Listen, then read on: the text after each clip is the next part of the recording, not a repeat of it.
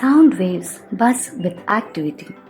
The vibrations of sound waves that travel through air hit our eardrum and we hear the sound. The blasting music that you listen to, coming from the speakers, makes you feel energized and keeps you in high spirits. Any music, noise, or sound that we hear have the tendency to create a certain kind of feelings in us. Talking about waves in music, different genre of music creates different kinds of feelings in the listener. Some songs will make you happy and dance. Some will bring you to tears. Some will make you feel romantic. Some will make you feel aggressive. So, you can say that sound waves of music moves you. Using sound waves, scientists are conducting experiments on how to use that energy through innovative techniques to perform many functions in varied domains. The small amounts of force that sound waves contain is being used to move small objects and for filtration, and scientists call this technology as acoustophoresis. In Greek, akousto means to hear and phoresis means migration. Research scientists from around the world are in the process of developing more practical uses of sound waves. Many of them are using the force of sound in 2D and 3D printing to analyze blood and to purify water.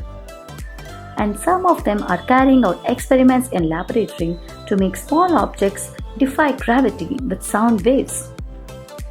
Sound waves have amplitude. The bigger the amplitude, the louder will be the sound. They are measured in wavelength. High-pitched sounds have short wavelengths and low-pitched sounds have longer wavelengths. When sound waves collide, they combine, affecting the new wave's amplitude and wavelength. Silence in the lab. The research in the practical use of sound waves has created the need to have space where there is no sound. So, scientists created this silence in the lab by colliding the sound waves. This happens when the sound wave's crest lines up with the trough of another sound wave. The two sound waves annul each other out, and at that point the amplitude becomes zero and there is no sound. These points all along a sound wave where the amplitude is zero are called nodes.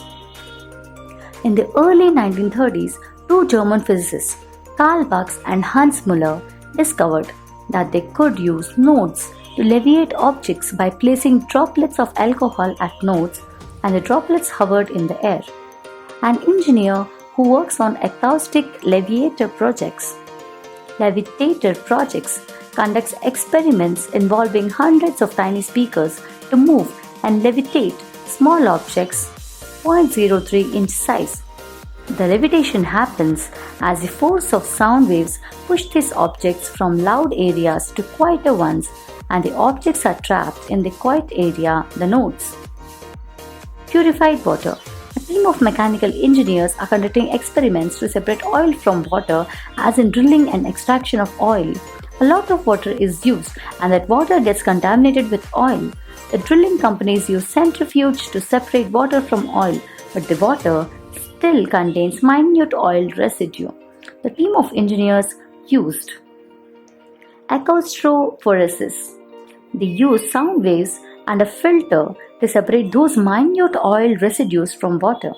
They attach speakers to an upright pipe, creating nodes inside, and the dirty water was poured down into the pipe.